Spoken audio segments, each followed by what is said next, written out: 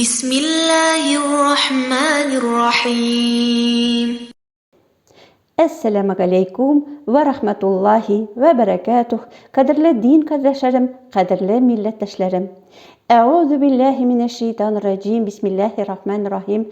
Elhamdülillahi rabbil alamin. Ves salatu ves selamu ala rasulina Muhammedin ve ala alihi ve ashabihi ecmaîn. Rabbi şrah li sadri ve yessir li emri ya rabbil alamin. Bugünkü dersimizni Rabbimiz Allah subhanahu wa ta'ala bilen beylep Bismillahirrahmanirrahim dep açıp jiberemiz. Hem şiratdagı harfimizni öğrenirge kirişebiz. Bizning bugün öğrenecek harfimiz Arap harfi jim. Jim harfi.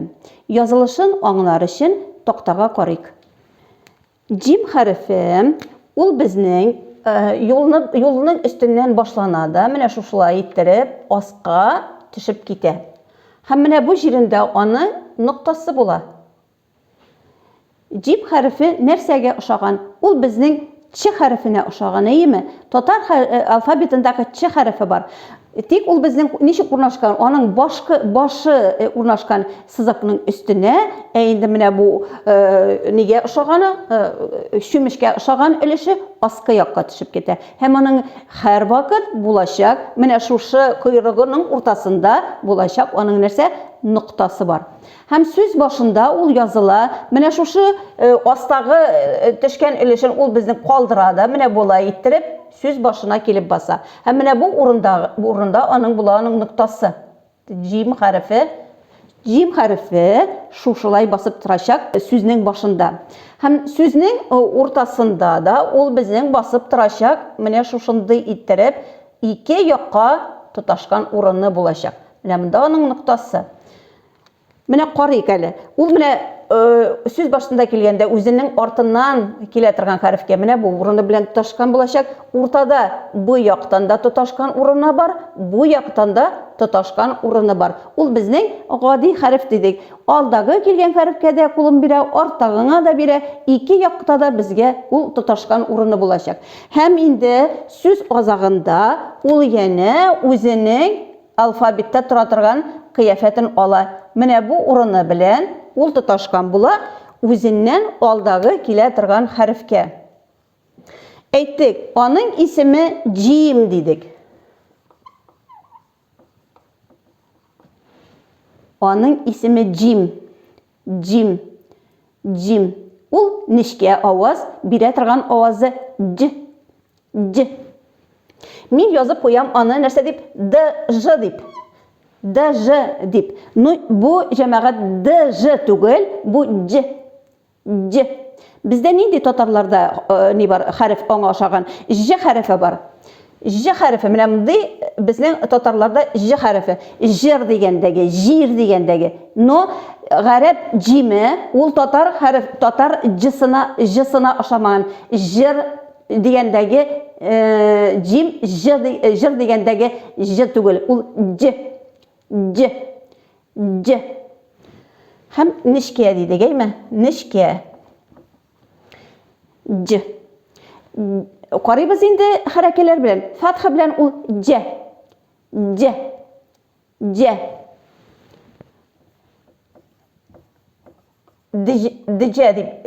dip yazıp koyam. Tek bu dc tugul C. Kesri bilen G. İli J harfi bilen yine yazılgam indi. J dibeymi? J. No, J tugul. G.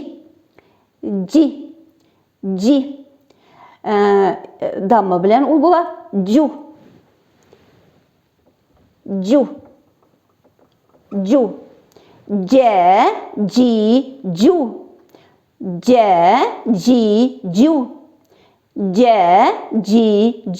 Sekin bilen qarayık.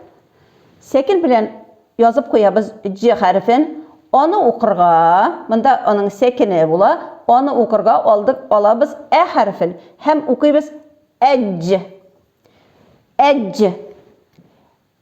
dip. Cu, ecce. J, G, Ju, Ec. Hem indi qarab kitəbiz könügülərini cim hərfinə könügülər bizim 23-ci bitdə yazılған. Cəm, cəm, cəm, cər, cər, cər, cər, cin, cin, cin, cüb, cüb, cüb, cül, cül, cül, cebelu, cebelu, cebelu, cebelu, cemelu, cemelu, cemelu, cemelu, ecru, ecru, ecru, ecru, fecru, fecru, fecru, fecru, cevheru, cevheru, cevheru, cevheru, cevrabu, cevrabu, cevrabu, cevrabu. Başabız 24-ci bitdi. Tecevrabe, tecevrabe, tecevrabe, tecevrabe.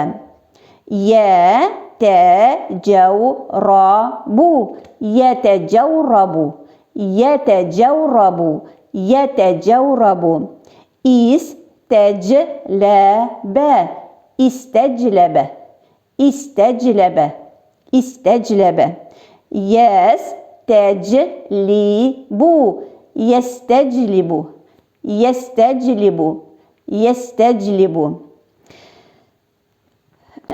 Cim harfində nərsəgə biz ixtibar itirgə tiyişbiz. Tağın bir mərtəbə qarıyız. Bizning cim harfi çığa ulu tilimizin ortasından, tilinin ortası bilan tildi ortasından çığa. Ecc. Üskə tabi anqavğa ko'tarilganda tiyi bitmey. Ecc, ecc, ecc.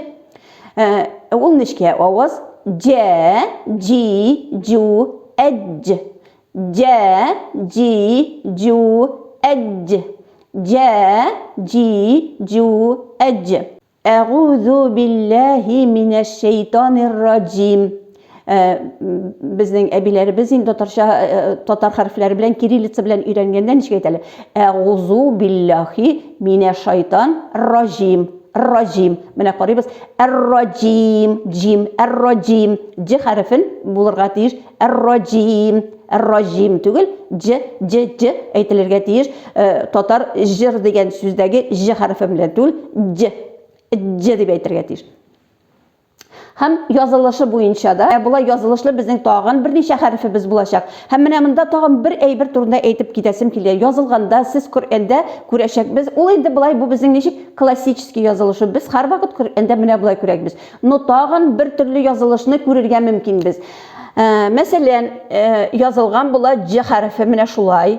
Hem mənəminin üstündə mənə bulay aytib qoyulğanda mənə neçədir şunda bir bilən hem mənəmində iki нәрсә birisi nokta qoyulğan bula. Менә bu okurğa tiyişbiz, biz anlarga tiyişbiz. Indi bu üstəgi hərf bizning T hərfi, çünki onun üstə iki noktası turayımı?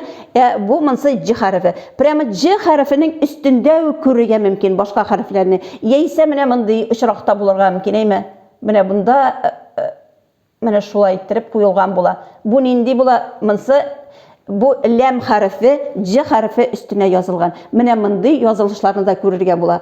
Siz indi görgəndən soң aptırab qalmasqa, sразу görürgə tanırğa. Aha, cim hərfi üstündə ləm deyib okurğa mını. Mənsə cim hərfi üstündə нәрсә T hərfi ikən deyib okurğa kerak. Həm C hərfi üstündə bulurğa mümkün нәрсә mənə bunday yazılışlı da bulurğa mümkün.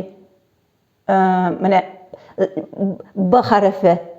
Менә шушындай очракларда була, ну булар бик сирәк, бик еш очрамый, но очраштыргалый. Әгәр дә шушындай язылган җирләренә тап булсагыз, сез инде сразу аңлагыз. Аха, җим хәрефе өстендә анда нинди дә булса хәреф язылган икәнен. Менә бу әйберләрне беренче әле укырга керешкәндә, әле бит без бөтенесен дә белеп бетермибез.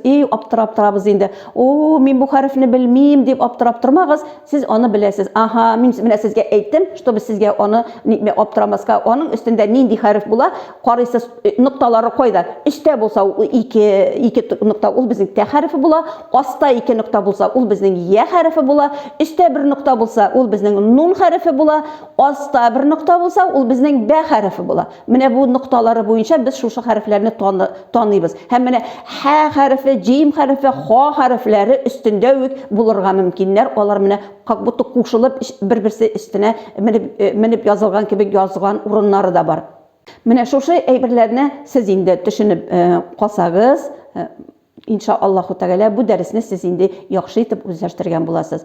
Шуның белән безнең дәресебез тәмам. Мин сезне киләсе дәресләремдә дә көтеп калам. Әссәламу алейкум ва рахматуллаһи ва баракатух.